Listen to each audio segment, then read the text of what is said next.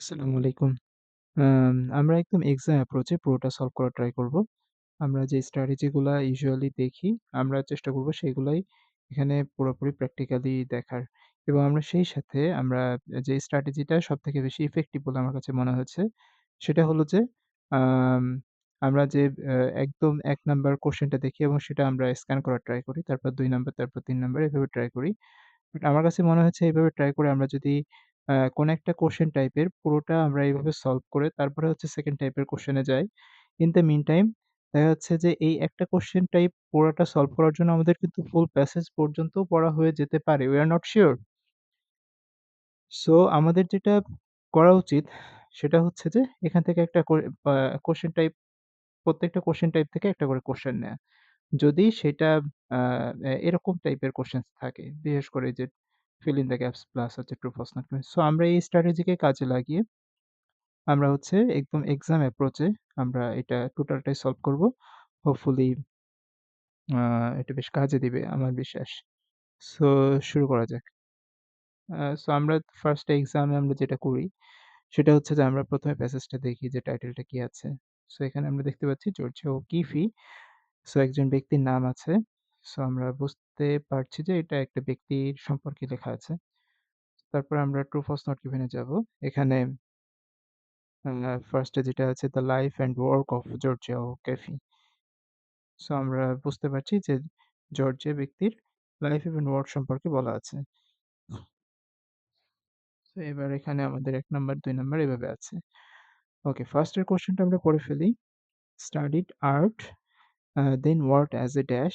তো আমরা বুঝতে পারছি তিনি আর্ট পড়া কমপ্লিট করে ওয়ার্কড অ্যাজ এ কি? অর্থাৎ that means a profession, right? In various places in USA. USA তে কি প্রফেশন হিসেবে? সো এখানে আমাকে লুক ফর করতে হবে একটা প্রফেশনকে। সো তিনি পড়াশোনা শেষ করে আর্টে পড়েছেন। তিনি আর্ট নিয়ে পড়ালেখা করে তারপরে কি হিসেবে তার প্রফেশনটা শুরু করেছেন সেটা আমাদেরকে খুঁজতে হবে। সো তার প্রফেশনটা কি হিসাবে তিনি বেছে নিয়েছিলেন ১ম এ পড়াশোনা শেষের সাথে।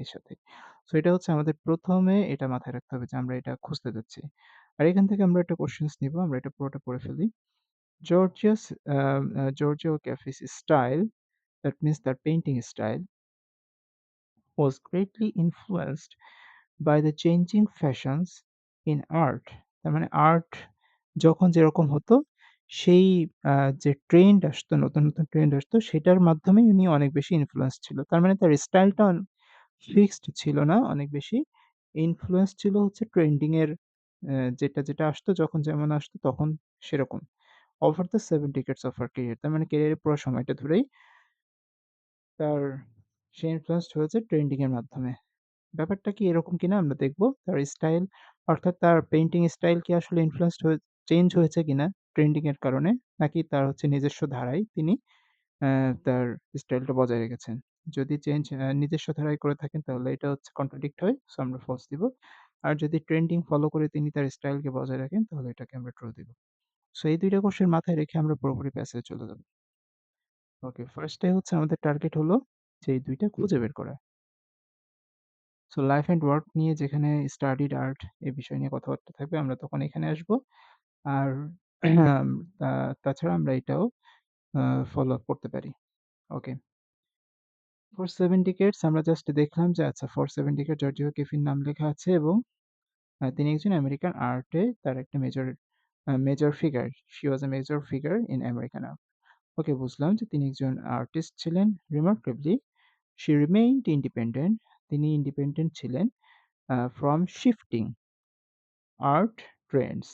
তার মানে তিনি ট্রেন্ড থেকে শিফট করতেন। That means she was independent. তিনি তার মতন করেই থাকতেন। ব্যাপারটা এরকম। That means she didn't follow the art trendings. She was independent.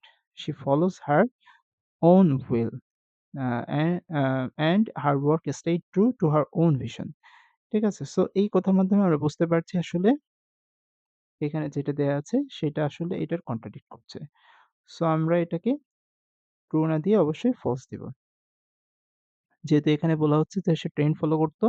আর আমরা প্যাসেজে পেলাম সে আসলে ইন্ডিপেন্ডেন্ট ছিল ট্রেন্ড ফলো করার ক্ষেত্রে। So she was independent to her and she stayed true to her own vision. So এটা আসলে কন্ট্রাডিক্ট করছে। আচ্ছা। তারপরে আমরা পরের কোয়েশ্চেনসটাও পড়ি। When Okafi finished his high school, so high school finish করার ক্ষেত্রে কি করেছিল সেটা বলা আছে। She had already made her mind up, তার মানে হচ্ছে তার মন স্থির করেছিল। Made her mind up মানে হচ্ছে মন স্থির করা। About the career she wanted, সে ক্যারিয়ারে কি করতে চায় সেটা অলরেডি সে ফিক্সড করে ফেলেছে। তার মানে সে পড়াশোনা শেষ করতে, করতেই সে আসলে ফিক্সড করে নিয়েছে সে আসলে কি করবে। সো আমরা প্যাসেজে দেখবো আসলে সে মনস্থির করেছে কিনা। যদি করে থাকে তাহলে ট্রু, আর যদি না করে থাকে অথবা যদি কনফিউজ থাকে যে ক্যারিয়ারে কি করবে তাহলে এটাকে ফলস ধরবো। ওকে, একই সাথে আমরা দেখব যে সে তার প্রফেশনটা কি হিসেবে শুরু করেছে। সো এখানে আসলে তার স্টাইল নিয়ে কথা বলা আছে। আমরা একটু দেখি। আমরা পুরোটা পড়ব না, জাস্ট আমরা দেখব যে আসলে কিভাবে কি কথাবার্তা বলা আছে। দেখেন, তার পেইন্টিং এর স্টাইল নিয়ে কথা বলা আছে। গ্রেট ফিটনেস উইথ ব্রাশ ইত্যাদি, ইত্যাদি। কালার শেপ ইত্যাদি। ওকে, ফাইন। আমাদের টার্গেট হচ্ছে সে স্কুল কখন শেষ করেছে সেইটা। কারণ এখান থেকে আমাদের ২ টা কোয়েশ্চেনস আছে। একটা হচ্ছে ফিল ইন দ্য গ্যাপস, আরেকটা হচ্ছে true false not given. So সে তার জন্ম কবে হয়েছে সেটা বলা আছে। আমরা দেখছি।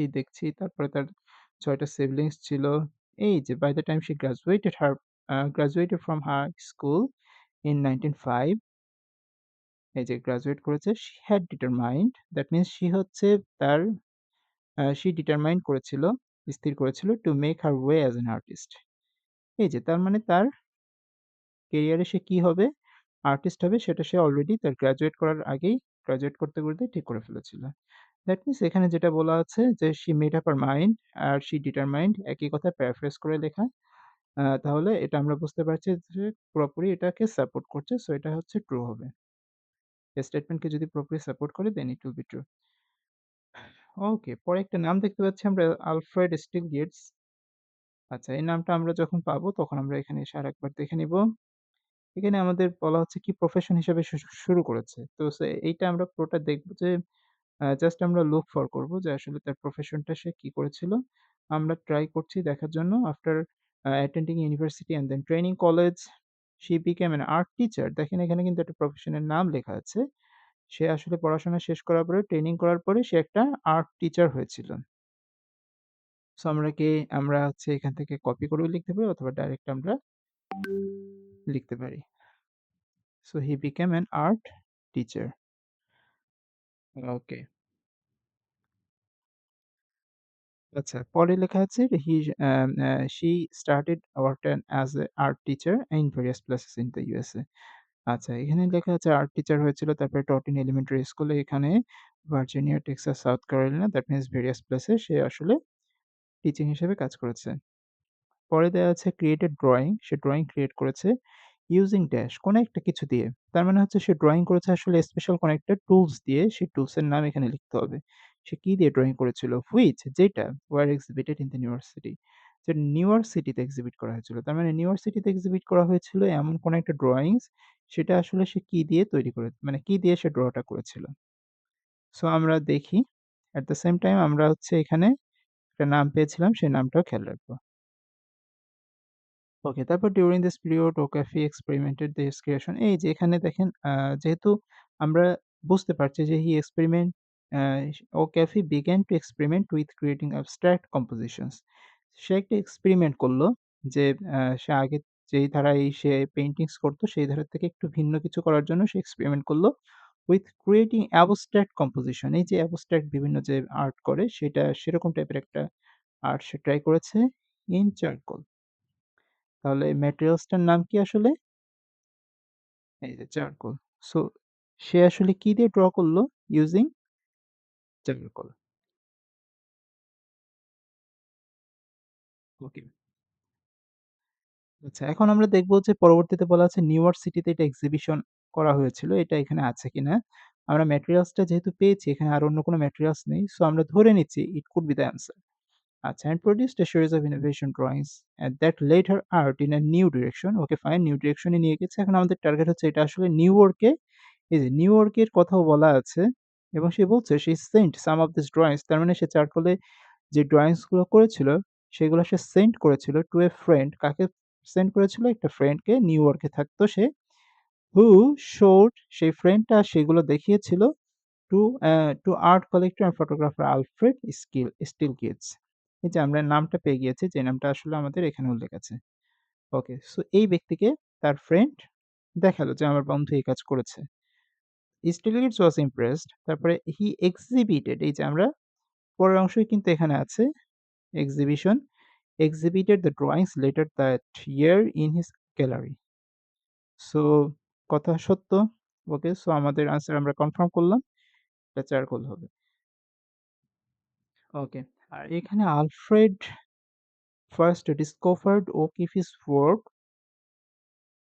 আলফ্রেড ছিল হচ্ছে ১ম ব্যক্তি যিনি ওকেফির ওয়ার্কটা ডিসকভার করেছে when, যখন সে, এই she বলতে কেফিকে বোঝাচ্ছে, when এই কেফি sent some abstract drawings to his gallery in New York City। যখন আসলে সে নিউ ইয়র্ক সিটিতে তার পেইন্টিংসটা পাঠালো, তখন আলফ্রেড ছিল হচ্ছে ১ম ব্যক্তি যে এই কাজটা দেখেছে। বাট এখানে কিন্তু স্পষ্ট বলা আছে যে সে পাঠিয়েছিল তার ফ্রেন্ডের কাছে।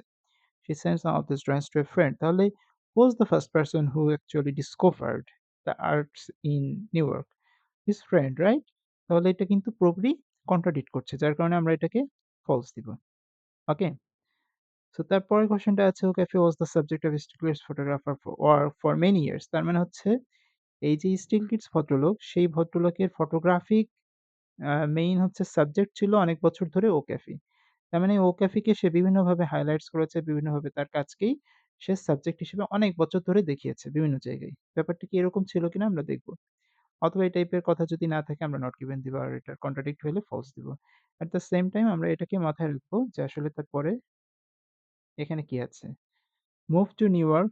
আচ্ছা, সে আসলে নিউ ইয়র্কে গিয়েছে। আমরা দেখব যে সে আসলে নিউ ইয়র্কে গিয়েছিল কিনা। আমরা দেখতে পেলাম যে সে তার পেইন্টিংস নিউ ইয়র্কে পাঠিয়েছে, বা সে নিউ ইয়র্কে গিয়েছিল কিনা সেটা আমরা দেখব। And became famous for her paintings, এবং সে ফেমাস হয়েছিল কি পেইন্টিং করার জন্য? Of the সিটিজ dash. সিটির এমন কোনো কিছু ছিল যেটা পেইন্টিং করার জন্য সে বিখ্যাত হয়েছিল। সেই জিনিসটা কি? সিটির আসলে কি? সেটা আমরা দেখব। ওকে, আমরা লুক ফর করি তাহলে এই ২ টা জিনিস। তারপরে থেকে জাস্ট স্ক্যান করে চলে যাই। এখানে আসলে বলা আছে কি নিয়ে? আচ্ছা, এই অ্যাভিনিউ, এই যে 5th অ্যাভিনিউ, এই যে গ্যালারি, সেই গ্যালারি নিয়ে বলা আছে। সেখানে আর কাদের আ আ সমাবেশ হতো সেটা। আচ্ছা, with Stieglitz's encouragement and promise of financial support, তার মানে তাকে ফিন্যান্সিয়াল সাপোর্ট দিতে এই ভদ্রলোক ওকেফি অ্যারাইভড, এই যে মুভ করেছে কিন্তু নিউ ইয়র্কে, হ্যাঁ? ১৯১৮ সালে মুভ করেছে। To begin A career, very good. তারপরে হচ্ছে ৩ দশক ধরে স্টিল গিটস ভিগোরাসলি, মানে হচ্ছে প্রচুর পরিমাণে প্রমোটেড হার ওয়ার্ক, এই তার কাজগুলোকে প্রমোট করেছে ইন 22 সোলো এক্সিবিশনস। আচ্ছা, এই কথাটা আর এই কথাটা একই কিনা? ২২ টা সোলো এক্সিবিশনে স্টিল কিডস এই ভদ্রমহিলার কাজকে প্রমোট করেছে। অ্যান্ড নিউমেরাস গ্রুপস, এবং আরো বিভিন্ন গ্রুপ ইনস্টলেশনে তারা এসে এই কাজগুলাকে ইয়ে করেছে, প্রমোট করেছে। আর এখানে বলেছে okay for subject of still kids photographs work for many years. অনেক বছর ধরে তার ফটোগ্রাফি ওয়ার্কের সাবজেক্ট ছিল। আর এখানে আমরা দেখতে পাচ্ছি ঠিক একই কথার অবতারণা করা আছে। ৩ দশক ধরে স্টিল কিডস তার কাজের প্রমোশন করেছে vigorously। তো কথা সত্য, ট্রু। ওকে, তার পরেরটাতে আমরা চলে আসি। ওকে, পেইন্টিংস অফ দ্য পেশি অফ her ওয়ার্ক অ্যান্ড অ্যাবিকিউ, এটা একটা স্থানের নাম যেহেতু, এটা প্যারাফ্রেজ করার কোনো ওয়ে নাই। সো অ্যাবিকিউই থাকবে। আমরা যখন অ্যাবিকিউতে আসবো তখন এখানে আরেকবার পড়ে নিব। এট দ্য সেম টাইম আমরা যেটা লুক ফর করছি সেটা হলো যে সে আসলে সিটির কোনো কি আঁকিয়েছিল যেটার কারণে সে ফেমাস হয়েছিল। সে তার কি ড্রইং করেছিল? সিটির কি ড্রইং করেছিল সেটা আমরা দেখব, স্ক্যান করব জাস্ট। নিউমারাস গ্রুপ, তারপরে হচ্ছে ২ জন বিয়ে করল, ভালো কথা, প্রফেশনাল, ওকে ফাইন। তাদের নিয়েই কথাবার্তা বলা আছে। তারপর আসলে সিটির কি নিয়ে আসলে সে কাজ করেছে? রিকগনাইজড হয়েছে। ওকে, রিকগনাইজ হয়েছে as one of the Americas most important successful artist. Okay fine. আমাদের এই কথার কাজ আশেপাশেই আসছে। ফেমাস দেখেন, ফেমাস আর ফেমাস হওয়া, তারপরে হচ্ছে ইম্পোর্টেন্ট হওয়া, সাকসেসফুল হওয়া একই কথা, রাইট? ওয়াইডলি নোন ফর, এই যে ফেমাস হয়েছে, known for that means famous হয়েছে। Widely known for architectural pictures that dramatically depict, মানে হচ্ছে আঁকা, কি আঁকিয়েছে? Depict the soaring skyscrapers of New York. New ইয়র্কের উঁচু, উঁচু দালান। নিউ ইয়র্কের উঁচু, উঁচু দালান আঁকানোর কারণে সে কি হলো? ওয়াইডলি নোন হলো। তার মানে ওয়াইডলি ফেমাস হলো। সো একই কথা প্যারাফ্রেজ করে লেখা আছে এখানে। সো আমরা দেখলাম যে সিটির কি আসলে আঁকা সে অঙ্কন করেছিল, ড্র করেছিল? সে স্কাই স্ক্র্যাপার্স ড্র করেছিল, রাইট? আমরা এখানে দিয়ে দিলাম। ওকে। আ পরেরটা পড়ি। produced a series of produced a series of innovative close-up paintings, সে আসলে close-up পেইন্টিংস করেছিল। ইনোভেটিভ ক্লোজ আপ পেইন্টিংস করেছিল অফ। এই অফ দিয়ে যেটা বলা হবে আসলে কিসের ক্লোজ আপ পেইন্টিংস করেছিল সেইটা। যেমন এখানে একটা জিনিসের নাম থাকবে। সে আসলে কোন জিনিসটার ক্লোজ আপ পেইন্টিংস করেছিল। সেটা আমরা এখন খুঁজবো। এট দ্য সেম টাইম আমরা এটাও মাথায় রাখবো যে এবিকিউ তে সে আসলে কি করেছিল। Okay. So close up paintings plus হচ্ছে ওই স্থানের নাম। আমরা দেখি জাস্ট এখানে দেখতে চলে যাই বাট মোস্ট অফেন সে পেইন্টেড সে এটা পেইন্ট করেছিল inspired by annual trips to এটা আমরা জাস্ট দেখছি, ঠিক আছে? ইন হার ম্যাগনিফাইড ইমেজ এই ম্যাগনিফাইড ইমেজের সাথে এই যে ক্লোজ আপ পেইন্টিংস একই কথা, রাইট? ক্লোজ আপ পেইন্টিংস মানে কি? কোন একটা জিনিস খুব ক্লোজ করে অর্থাৎ খুব টাইনি ডিটেইলস এ তার হচ্ছে কোন একটা জিনিস সে আ এক্সপ্লেইন করেছে। আর হচ্ছে ম্যাগনিফাইড ওয়েতে কোন কিছু করা একই কথা। ম্যাগনিফাইড ইমেজ, ম্যাগনিফাইড গ্লাস দিয়ে আমরা ছোট জিনিসকে অনেক বড় করে দেখি। In her magnified image depicting flowers কি ডিপিক্ট করেছিল? ফ্লাওয়ার্স ডিপিক্ট করেছিল। সেটাই আমরা খুঁজছি। আসলে সে ম্যাগনিফাইড ইমেজটা কিসের? ফ্লাওয়ার্স এর। আর ক্লোজ আপ পেইন্টিংসটা কিসের? ফ্লাওয়ার্স এর। আচ্ছা, এটা আমরা আরেকটু কনফার্ম হওয়ার জন্য পুরোটা পড়ব যে আসলেই এটা কিনা আরো অন্য কিছু আছে কিনা। ফ্লাওয়ার্স began in 1924 এবং 1924 সালে এটা শুরু হয়েছিল ভিপার্স the viewer right into the picture. Okay fine. মানে সে দর্শকদের মনোযোগ আকর্ষণ করেছিল। তারপরে দেখেন enlarging the tiniest details to fill an entire meter wide canvas emphasized their shapes and lines and made them appear abstract. তার মানে সে একদম টাইনি ডিটেইলসে খুব ক্ষুদ্র, ক্ষুদ্র ডিটেইলসে সে ছবিগুলোকে একদম সুন্দর করে মিটার ওয়াইড ক্যানভাসে সুন্দর করে সে প্রকাশ করল। তার মানে আমার কথা আসলে আমরা যেটা সিলেক্ট করেছি এটা ঠিক আছে। ওকে, পরে যেটা আছে নিউ মেক্সিকোতে সে গেল। ভালো কথা। তাহলে আমরা খুঁজে দেখি নিউ মেক্সিকোতে সে কখন গেল? রাইট? এখানে কিন্তু তারপরে এটারই বর্ণনা দেয়া। ১৯২৯ সালে সে নিউ মেক্সিকোতে গেল। It was a visit that had a lasting impact on her life. ওকে। আচ্ছা এখানে কি বলছে went to Mexico and was initially inspired এবং মানে মেক্সিকোতে গেল এবং initially inspired মানে হচ্ছে দেখেই কোনো মানে একদম শুরুতেই নিউ মেক্সিকোতে যেয়ে যে জিনিসটা দেখে সে ইন্সপায়ার্ড হয়েছে to paint the many dash that could be found there যেটা নিউ মেক্সিকোতে অনেক বেশি পাওয়া যেত। এরকম কোনো কিছু যেটা আসলে সে দেখেই অনেক বেশি ইন্সপায়ার্ড হয়েছে এবং সেই জিনিসটা আসলে কি? সেটা এখানে কোথায় আছে আমরা খুঁজে বের করব। আচ্ছা it was a visit lasting impact ছিল okay fine over the next 2 decades পরবর্তী ২ দশক ধরে সে নিউ মেক্সিকোতে অ্যানুয়াল ট্রিপ করেছে। কিন্তু আমাদের দরকার আসলে সে কিসে মুগ্ধ হয়েছে? Okay fine. Stieglitz gallery, the pattern আচ্ছা এখানেও মুগ্ধ হওয়ার কথা আসেনি। নিউ ইন্সপিরেশন এই যে found a new inspiration okay fine. At first it was the numerous sun-bleached bones এই যে at first এই at first দিয়ে আসলে কিন্তু কোনটা প্যারাফ্রেজ করা আছে? এই যে ইনিশিয়ালি এই ইনিশিয়ালি কথাটাই যে আর ইন্সপিরেশন তো সরাসরি আছেই। So at first it was the numerous sun-bleached bones.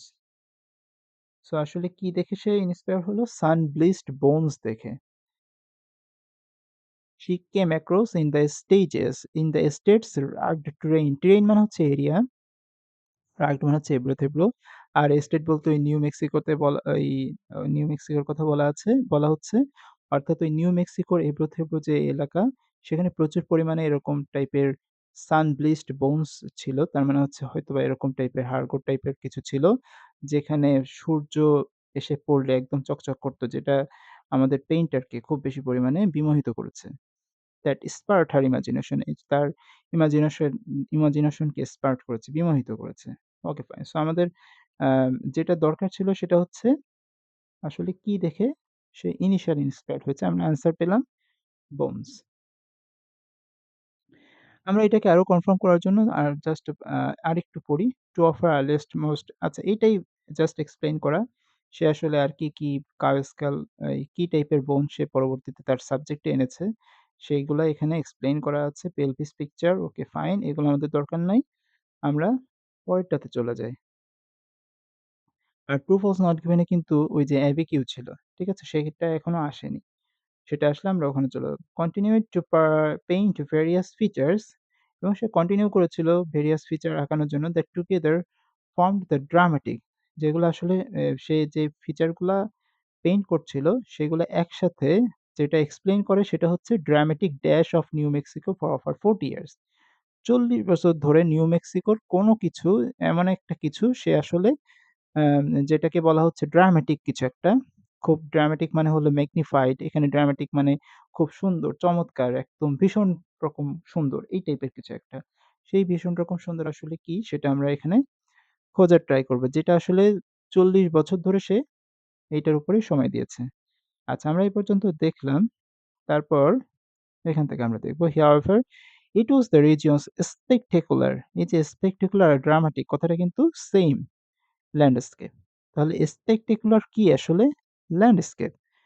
আচ্ছা। সো এইটা তার এই ল্যান্ডস্কেপ কিনা সেটা আমরা আরেকটু দেখি।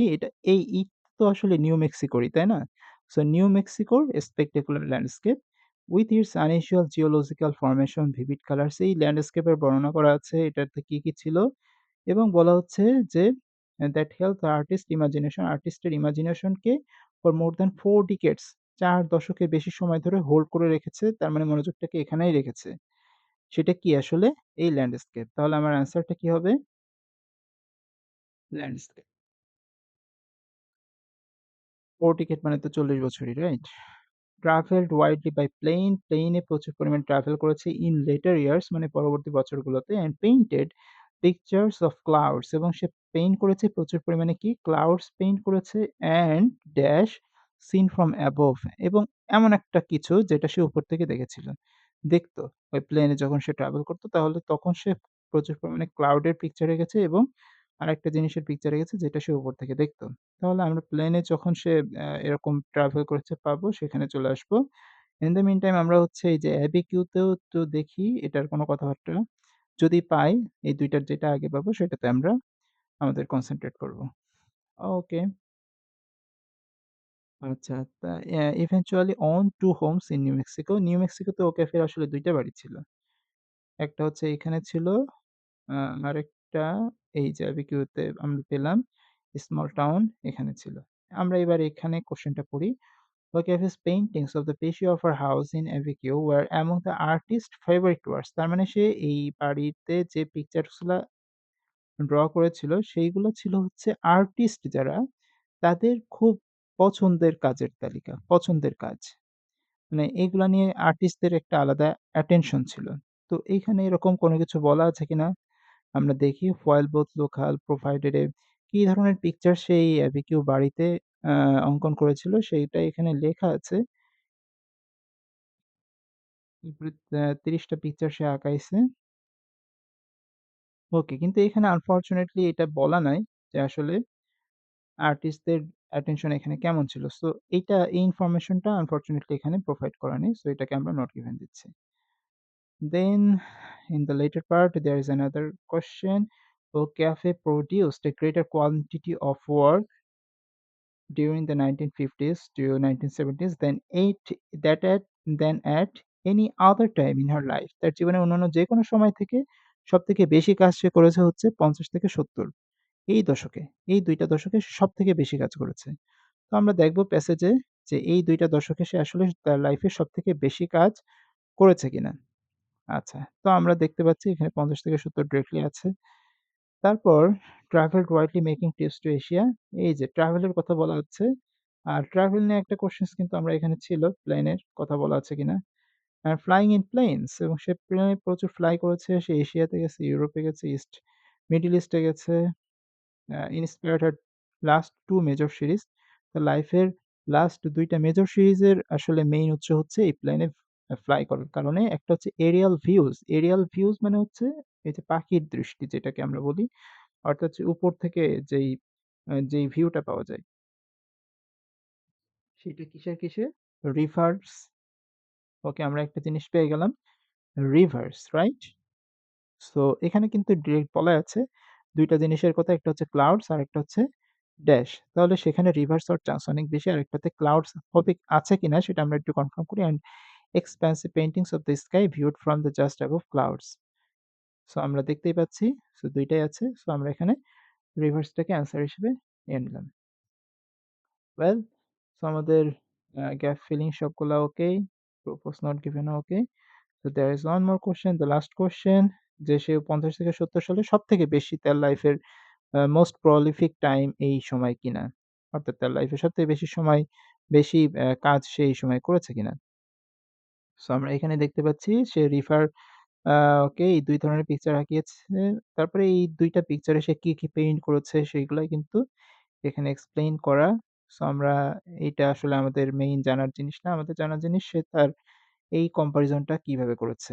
এখন একটা জিনিস আমি একটু বলে রাখি। এটা একটা ট্রিকস বলা যেতে পারে। সেটা হচ্ছে যে ক্যামব্রিজে যখন এই অথবা আইএলটিএস মেইন আইএলটিএস এও যখন এইরকম কোনো কম্পারিজন থাকবে, ইউজুয়ালি কম্পারিজন থাকলে এইদার সেটার চান্স থাকে খুব বেশি নট গিভেন থাকার এবং ফলস থাকার। তো মোস্ট অফ দ্যা কেসে সেটা নট গিভেনই থাকে বেশি। কারণ হচ্ছে কম্পারিজনটা ডিরেক্টলি অনেক সময় এরকম করে থাকে না। জাস্ট ওইটার মেনশন থাকে বাট কম্পারিজনটা থাকে না। সো এইখানে আসলে কি হয়েছে সেটা আমরা দেখি ইন দ্যা লাস্ট 2 ডিকেডস এই লাস্ট 2 ডিকেডস বলতে আসলে ৫০ থেকে ৭০ ই বোঝাচ্ছে। Of the artist life were relatively unproductive. তার লাইফের সময়টা ছিল relatively unproductive. As ill health যেহেতু তার অসুস্থ শরীর এবং ব্লাইন্ডনেস তার চোখে একটু কম দেখতো hindered her ability তার অ্যাবিলিটিটিকে কাজ করার অ্যাবিলিটিকে কমিয়ে দিয়েছিল। O'Keeffe died in 1986 at the age of so এই লাইনটাই কিন্তু আমাদের অ্যান্সারটা দেয়া আছে। এই যে এই লাইনটায় অ্যান্সারটা দেয়া আছে। আমরা বুঝতে পারছি তার লাইফের এই টাইমটা ছিল রিলেটিভলি আনপ্রোডাক্টিভ তার মানে হচ্ছে সে কম কাজ করেছে এই সময়টাতে। সে কম কাজ করেছে। কিন্তু এটার কম্পারিজনটা নাই আসলে লাইফের অন্যান্য সময় থেকে যে এটা কম কি ছিল অথবা বেশি ছিল কিনা। এই কম্পারিজনটা কিন্তু এখানে ডিরেক্টলি বলে নাই। বলেছে হ্যাঁ, একটু কম কাজ করেছে। সো এইটাকে আমরা আসলে ট্রু অথবা ফলস এর মধ্যে আনতে পারি না। সো আমরা এটাকে নট গিভেন দিতে পারি। যেহেতু আমরা ডিরেক্টলি আ নট সিউর যে এটা অ্যান্সারটা মানে এটা কি হবে। Okay, so that was the things for this part. এটা আমার যেহেতু ১ম দিকের ভিডিও আপনারা আপনাদের অপিনিয়ন জানাবেন। Thank you so much. That's for today. আসসালামু আলাইকুম।